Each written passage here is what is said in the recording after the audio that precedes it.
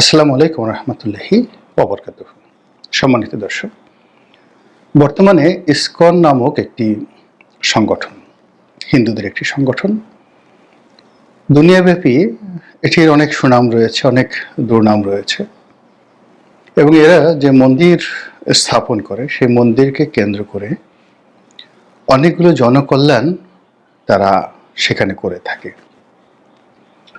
বিশেষ করে দরিদ্র মানুষদেরকে খাওয়ানোর ব্যাপারে, এবং তাদের সেই মন্দিরগুলোর নাম হরে কৃষ্ণ মন্দির। তো এই হরে কৃষ্ণ মন্দির আমেরিকার মাটিতে কতটা জনপ্রিয় এবং কতটা ইনফ্লুয়েন্সিয়াল সেটি হলো যে আপনারা সবাই হয়তো স্টিভ জবসের নাম জানেন, অ্যাপেলের সহপ্রতিষ্ঠাতা বা অ্যাপেলের মালিক। তো একটা সময় তিনি খুব দরিদ্র ছিলেন এবং তাকে প্রায় ক্ষুধার যন্ত্রণায় তাকে কাতর হতে হতো, এবং তিনি স্ট্যামফোর্ড ইউনিভার্সিটির একটি সমাবর্তন অনুষ্ঠানে বলেছিলেন যে বহু মাইল হেঁটে তিনি হরে কৃষ্ণ মন্দিরে যেতেন এবং সেখানে গিয়ে খাবার খেয়ে আসতেন, এবং এই কারণে ওই মন্দিরের প্রতি, ওই সংগঠনের প্রতি সঙ্গতের কারণে তিনি সারা জীবন কৃতজ্ঞ ছিলেন। আমেরিকার যে সমাজ, সেই সমাজ আমাদের দেশের মতো নয়। সেখানে সব কিছু সম্ভব। একেবারে রাস্তার যে একজন কাঠুরে বা কাঠুরের ছেলে, তার পক্ষে আমেরিকার প্রেসিডেন্ট হওয়া এটি কোনো বিষয় নয়, এবং যেন তেন প্রেসিডেন্ট নয়, আব্রাহাম লিঙ্কনের মতো প্রেসিডেন্ট। আবার বারাক ওবামার মতো অভিবাসী, কালো রঙের অভিবাসী, ব্ল্যাক, সবাইকে তাজ্জব বানিয়ে সারা পৃথিবীর যে সাদা মানুষদের যে অহমিকা, দম্ভ, যেটিকে আমরা অনেকে র্যাসিজম বলি, সেটার বিরুদ্ধে বারাক ওবামা যে জয়ী হতে পেরেছিলেন তার মূল কারণ হলো আমেরিকান সোসাইটি। এই সোসাইটি কৃতজ্ঞ সোসাইটি, তারা সহজে কাউকে ভোলে না, উপকারের যাকে বলা হয় প্রতিদান দেওয়ার চেষ্টা করে। তো সেই যে হরে কৃষ্ণ মন্দির, এই সংগঠনটি যদিও একজন ভারতীয় প্রতিষ্ঠা করেছিলেন, কিন্তু এটির সবচেয়ে বড় যে বিস্তৃতি সেটা আমেরিকাতে এবং ইউরোপে। তো যেটা বলছিলাম যে আমেরিকার লোকজন কৃতজ্ঞ, শুধু মানুষের প্রতি কৃতজ্ঞ নয়, মহান আল্লাহ রাব্বুল আলামিনের প্রতি কৃতজ্ঞ, এবং তাদের টাকার উপর লেখা থাকে, দেখবেন যে ইন গড উই ট্রাস্ট, আমরা মহান আল্লাহ রাব্বুল আলামিনকে বিশ্বাস করি। খুব সংক্ষিপ্ত ভাষায় এর চাইতে আর বড় কিছু থাকে না। ঈমান বলতে যা বোঝায় সেটি এর চাইতে খুব সংক্ষিপ্ত ভাষণে একজন মানুষের যে অঙ্গীকার মহান রবের প্রতি, সৃষ্টিকর্তার প্রতি, এটি আমেরিকান জাতি তাদের টাকায় এই শব্দটি সম্বলিত, অল্প কিছু শব্দ সম্বলিত এটি বাক্য, ইন গড উই ট্রাস্ট, এটি দ্বারা বুঝিয়েছেন। তো যেটা বলছিলাম, সেই হরে কৃষ্ণ মন্দির বাংলাদেশে আছে, সেই ইসকন বাংলাদেশে আছে।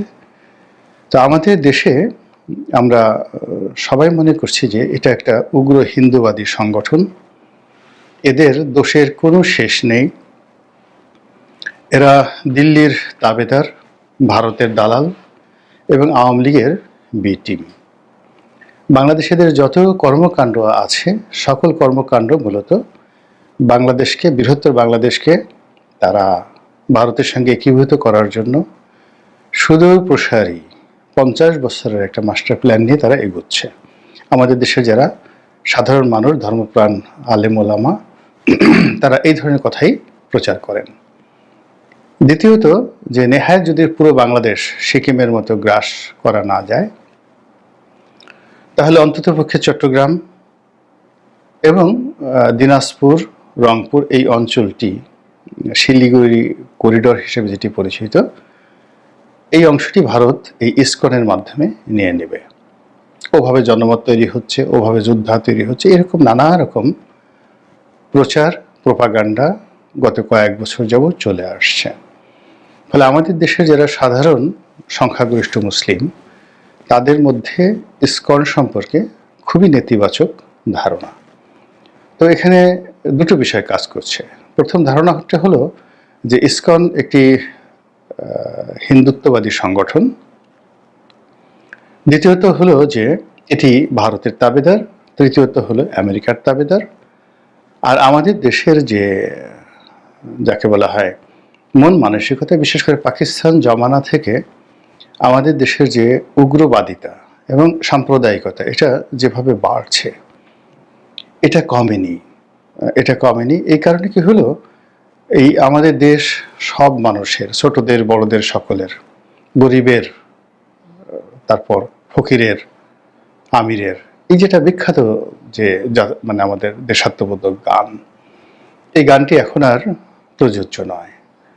এখানে সবাই মনে করে যে মুসলমানরা ভেসতে যাবে, এই পৃথিবীটা মুসলমানদের জন্য, তারপর অন্য যে জাতি গোষ্ঠী রয়েছে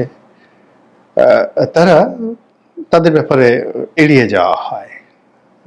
এবং এই যে কাফের, মুশরিক, ইহুদি, নাসারা, এই শব্দগুলো মাঠে ঘাটে ময়দানে এমনভাবে প্রচার করা হয় যে আমেরিকার প্রেসিডেন্ট সে নাসারা, তারপর কোকাকোলা ইহুদি, ফেসবুক ইহুদি, টুইটার ইহুদি। অতএব এইগুলো যতটা পারেন কম ব্যবহার করা যাবে বা যতটা সম্ভব এদেরকে অ্যাভয়েড করতে হবে। এই বিষয়গুলো নিয়ে নিদারুণ প্রচার এবং প্রপাগান্ডার ফলে আমাদের এই সমাজে অনেকগুলো বিষয় একেবারে দাও দাও করে জ্বলছিল। এবং সেই যে জাজল্যমান মানুষের হৃদয়ের যে আগুন, ক্রোধ, এগুলো এই শেখ হাসিনার পতনের পর আমরা দেখলাম বিভিন্ন জায়গাতে দাও দাও করে জ্বলে উঠেছে। প্রথম আলো অফিস পোয়াতে হবে, ডেইলি স্টার বন্ধ করতে হবে, কারণ দিল্লির দালাল, ভারতের দালাল, মানে হিন্দুত্ববাদের দালাল। ইসকনকে নিষিদ্ধ করতে হবে, এর কারণ হলো ভারতের দালাল, দিল্লির দালাল এবং আওয়ামী লীগের বি টিম। এবং একই সঙ্গে ইসকন যে সকল মুভমেন্ট করছে এই গত ৩-৪ মাসে, আগের থেকেই তাদেরকে খুব সন্দেহের চোখে দেখা হচ্ছিল। এবং এই ৩ মাসে তাদের যে মুভমেন্ট, সেটা হলো তুমি চিৎকার করবে কেন, কথা বলবে কেন, চলাফেরা করবে কেন, তোমাদের আম্মা হুজুর যেখানে পালিয়ে গেছেন সেখানে তোমরা নীরব থাকবে অথবা পালিয়ে যাবে।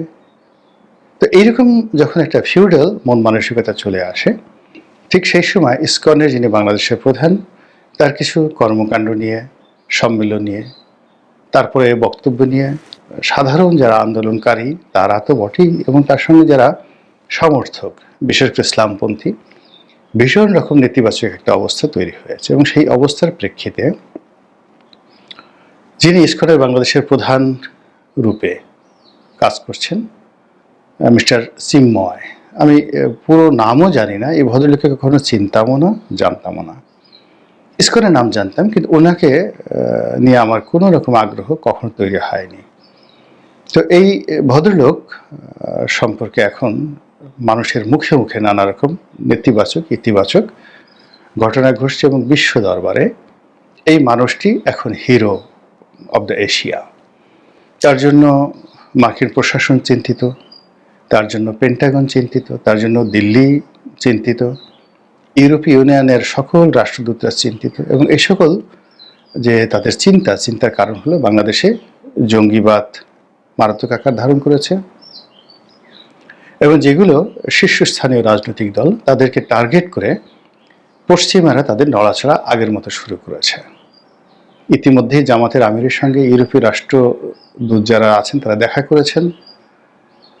তারপর মিস্টার ডোনাল্ড ট্রাম্প সংখ্যালঘুদের উপর যে নির্যাতন নিয়ে যে সকল কথা বলেছেন, এবং এই চিন্ময় যিনি আছেন, মিস্টার চিন্ময়, ইসকনের প্রধান, তার মুক্তি নিয়ে ভারত যেভাবে প্রতিক্রিয়া দেখিয়েছে এবং ইসকনের হেডকোয়ার্টার যেভাবে প্রতিক্রিয়া দেখিয়েছে, তাতে মনে হয়েছে যে আমরা একটা ফাঁদের মধ্যে পড়ে গিয়েছি।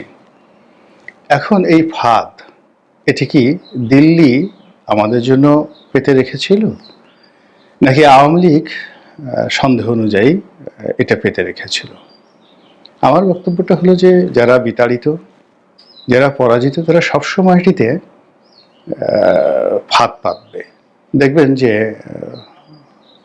যে সকল যোদ্ধা জাতি বা আক্রমণকারী যারা পরাজিত হয়ে চলে যায়, যাওয়ার আগে পুরো ভূমিটিকে বসবাসের অনুপযোগী করে যায়, বাড়িঘর জ্বালিয়ে দেয়, শস্যক্ষেত্র জ্বালিয়ে দেয় এবং জায়গায় জায়গায় মাইন পুঁতে রাখে। 1971 সনে আমাদের সেই পুরো কর্ণফুলী চ্যানেলটিতে তারা এমন মাইন পেতে রেখেছিল যেন ওখানে কোনো জাহাজ ঢুকতে না পারে। রাশিয়ার সহযোগিতা আমরা সেই মাইনকে সব তুলে নিয়েছি বা মাইন মুক্ত করা হয়েছে কর্ণফুলী চ্যানেল। আদারওয়াইজ চট্টগ্রাম বন্দর আমাদের পক্ষে ব্যবহার করা একেবারে অসম্ভব ছিল যদি রাশিয়ার মতো বন্ধু আমরা ওই সময়টিতে না পেতাম। তো এরকম অনেক জায়গায়, আফগানিস্তানে এখনও দেখবেন যে আমেরিকানরা অসংখ্য মাইন পুঁতে রেখেছে এবং সেই মাইন এখনও বিস্ফোরিত হচ্ছে।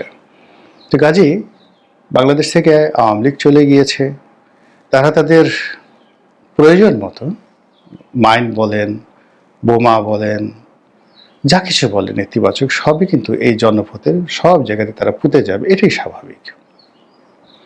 তো কাজে আমি যখন চলাফেরা করব, আমি বলতে সরকারকে বোঝাচ্ছি, যারা আন্দোলনে বিজয়ী হয়েছেন সে সকল ছাত্র জনতাকে বোঝাচ্ছি, আমরা যখন চলাফেরা করব তখন এই বিষয়গুলোকে কগনিজেন্সে নিয়েই তারপর আমরা এগোবো। যেমন ইসকনের সাথে এ যাবৎকালে যে মারামারি হলো, ঢাকাতে হয়েছে, তারপর চট্টগ্রামে হয়েছে এবং এখানে খুনোখুনির মতো ঘটনা ঘটে গেছে। এই জিনিসগুলো ঘটার পর যখন সারা দুনিয়া এখন ইসকনের পক্ষে দাঁড়িয়েছে এবং ইউনূস সরকারের জন্য খুবই একটা বিব্রতকর পরিস্থিতি তৈরি হয়েছে, ঠিক সেই সময়টিতে এখন সরকারের অনেকেই বলছেন যে আমরা ফাঁদে পা দেব না, উত্তেজিত হওয়া যাবে না, এটা করা যাবে না, ওটা করা যাবে না। এবং সম্ভবত এই যে ভদ্রলোককে গ্রেপ্তার করা হয়েছে তাকে এখন জামিন দেওয়ার জন্য সরকার সর্বোচ্চ চেষ্টা চালাচ্ছে। তো আমার বক্তব্যটা হলো যে এই কাজটি যখন আপনারা করবেনই, তখন প্রথম পর্বে কেন গেলেন? ইসকনের সঙ্গে আপনার বিরোধিতা দরকার, ইসকনকে আপনি নিষিদ্ধ করতে চান বা বাংলাদেশকে তাদের জন্য অনুকূল রাখতে চান না, তাদেরকে বাংলাদেশ থেকে তাড়াতে চান, এজন্য সময় নিতে হবে, যথেষ্ট সময় নিতে হবে। 1 বছর, 2 বছর, 3 বছর, 5 বছর।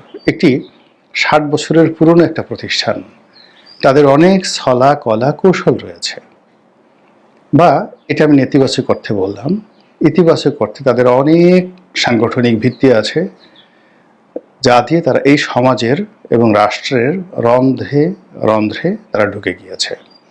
তো আপনি রাতারাতি এসে 2-4 বছরে এই সমস্যাটা সমাধান করতে পারবেন না। বলা হচ্ছে সিঙ্গাপুরে নিষিদ্ধ করা হচ্ছে। সিঙ্গাপুর ছোট্ট একটি দেশ, সেখানে অনেক কিছু সম্ভব এবং সেখানে বলতে গেলে সিঙ্গাপুর সরকার চালায়, ভারতের যারা উগ্রবাদী হিন্দু আছেন তাদের একটা সংগঠন আছে, সব মিলিয়ে। তো এখানে ইসকনকে নিয়ে খোদ ভারতে, খোদ দিল্লিতেই কিন্তু হিন্দুদের মধ্যে, বিজেপির মধ্যে অনেকগুলো যাকে বলে বিভক্তি রয়েছে। কিন্তু বাংলাদেশে ঠিক ইসকনের সাথে শক্তিশালী কোনো হিন্দু সংগঠন নেই, যেটি সিঙ্গাপুরে আছে, যেটি ইউরোপে আছে, কিন্তু আমেরিকাতে নেই। ফলে কি হলো, ভারত কি করছে, তাদের হিন্দুত্ববাদকে যারা রিপ্রেজেন্ট করছে সংখ্যাগরিষ্ঠতা নিয়ে, শক্তি নিয়ে, তাদেরকে তারা সমর্থন করছে। যেহেতু বাংলাদেশে ইসকন অনেকটা জামাতের মতো, জামাতের যে সাংগঠনিক ভিত্তি রয়েছে, অর্থ রয়েছে, অনেক কর্মকাণ্ড রয়েছে, ঠিক তদ্রূপ ইসকনেরও ঠিক সেই রকম হিন্দুদেরকে কেন্দ্র করে নয়, মুসলমানদেরকে কেন্দ্র করেও কিন্তু তাদের অনেক প্ল্যান আছে, পরিকল্পনা আছে এবং তারা একটা সংগঠিত শক্তি। এবং সেই শক্তিটা কতটা দুর্ধর্ষ এবং কতটা বেপরোয়া তারা আমরা এই কয়দিনে দেখেছি।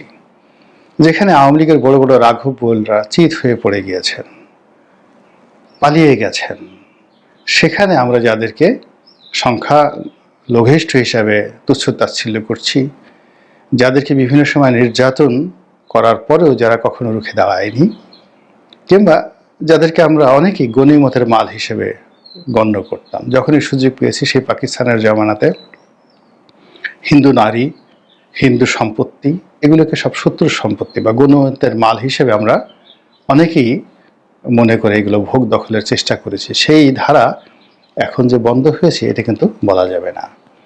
তো তো এরকম একটি দুর্বল জাতিগোষ্ঠী সংগঠন হঠাৎ করে দাঁড়িয়ে গেল, এবং তাও যেন তেন নয়, এই আন্দোলনের একেবারেই যারা পাদপীঠে আছেন, শীর্ষ পর্যায়ে আছেন, তাদের বিরুদ্ধে।